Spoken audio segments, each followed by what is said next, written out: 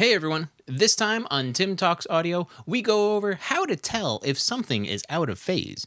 Recently, on one of my other videos, someone left a comment asking how to tell when something is out of phase.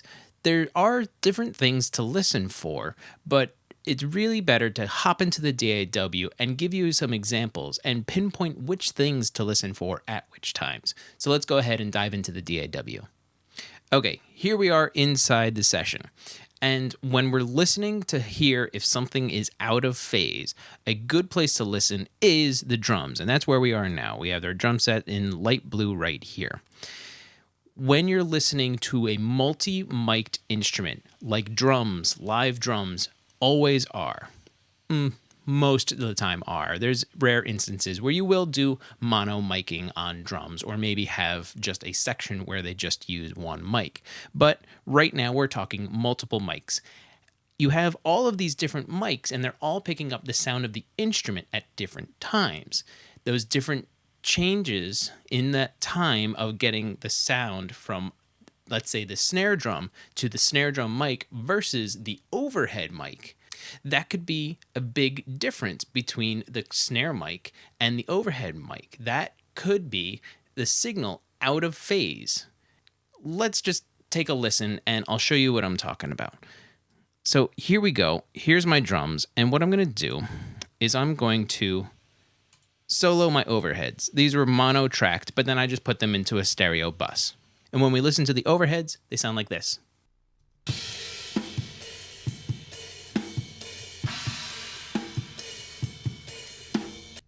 So that's the overheads themselves. Now what I'm going to do is I'm actually going to flip the polarity of the right side. Now, you'll want to have headphones in for this because mobile phone speakers or laptop speakers, you'll hear it a little, but you'll hear it better on studio monitors or headphones.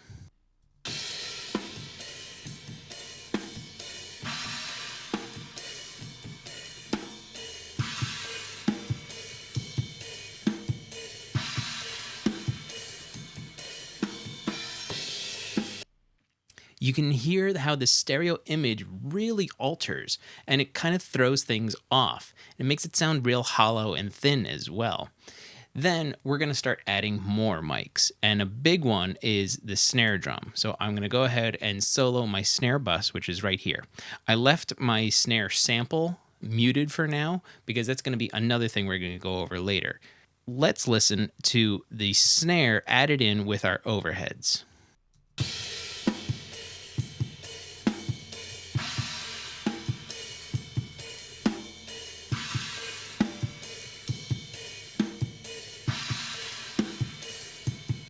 Without changing any polarities on anything, you can hear what the snare bus is doing. It's adding a lot of attack to the snare and a lot of the body. But there's still something a little weird. Here's where you're really going to need those headphones or studio monitors, because what we're going to listen to is the snare polarity versus the overheads. What we're listening for is the low end of the snare drum. I'm going to start with it the way that it is when we started the session, and then I'm going to flip the polarity on the bus itself. Listen to the low end of the snare drum.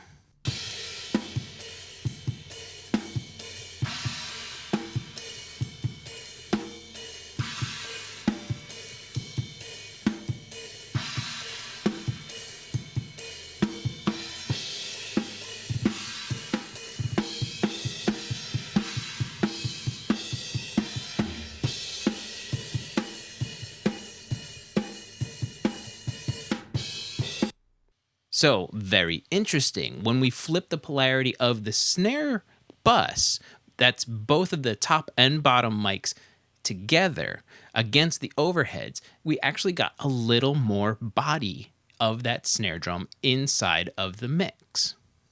This is something you should take into account when you're tracking your drums and making sure that the polarity of the overheads is matching the rest of the drums. In solo, everything is going to sound fine, but when you start adding more things that are on one instrument, and drums I see, and a lot of people see as one instrument with many little parts, you have to listen to everything as a whole. Now let's listen to something that may be a little more obvious. With the cymbals and the bleed of all the other drums going on with the overheads, it may have been a little difficult to hear it. So now I'm going to put my sample track, which is this one right here, back in line. And what I'm going to do is I'm going to open up the slate trigger here. And you can see that I left this sample with its polarity flipped versus my natural snare drum. So let's start with it like this, and we'll hear what the sample is doing. And I'll take the sample in and out so you can hear what it's actually adding.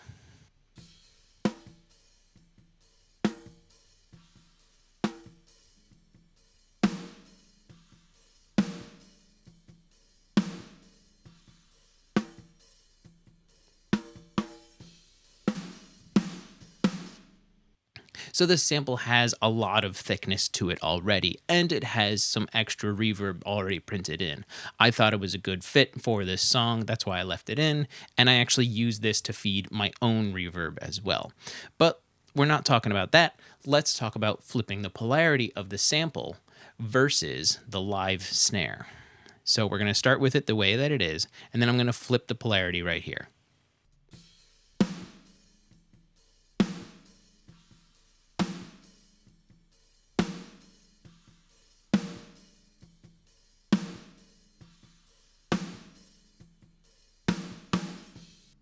Did you hear that on the low end of the snare? When I flipped the polarity, a lot of the body of the snare drum went away. And I don't have any processing going on this snare right now. It's just the original snare and the sample blended in. But you could see how the sample was a different polarity from the live snare drum. This is a signal that is out of phase. Okay, let's switch over to something a little more obvious. We're going to go over to our guitars. Again, this is an instance of multiple mics on one cabinet of one performance at the same time. We're going to pay attention to guitar track 1 right here. These two tracks are feeding this bus, but we're going to do the same thing like we did with the overheads. What we're going to do is we're going to flip the polarity of this track right here. Now, this track is just a different microphone on this guitar cab. This was a 77, it looks like it was tracked with, versus a 421. Okay, let's listen to this guitar and flip the polarity about halfway through.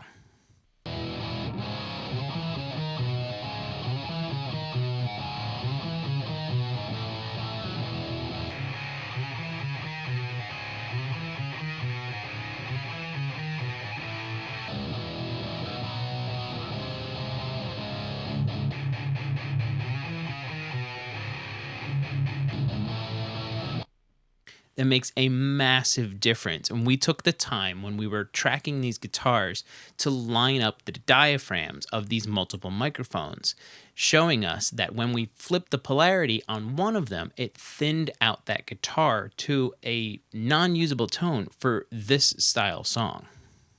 Checking to see if audio is in phase with itself and everything around it isn't limited to multiple mic'd things. It can be that you're trying to check maybe your software pad versus a string pad or something else going on. It's not limited to live and acoustic instruments only. It can be virtual instruments as well. You can also check if your entire mix is in phase with itself by flipping the polarity of your right channel versus your left channel. Let's do that real quick.